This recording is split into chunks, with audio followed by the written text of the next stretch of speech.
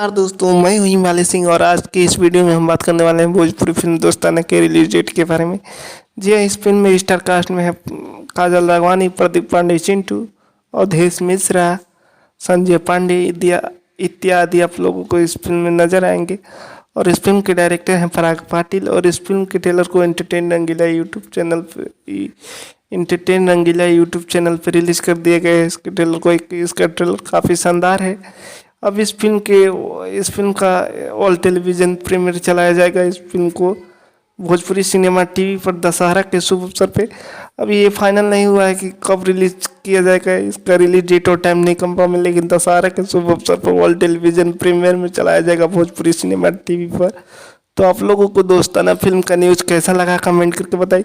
और इस फिल्म को हॉल में देखना चाहते हैं कि टीवी पर देखना चाहते हैं वो भी कमेंट करके बताइएगा। और हमारे चैनल पे नए हैं तो चैनल को सब्सक्राइब करके घंटी का बटन जरूर दबाइएगा।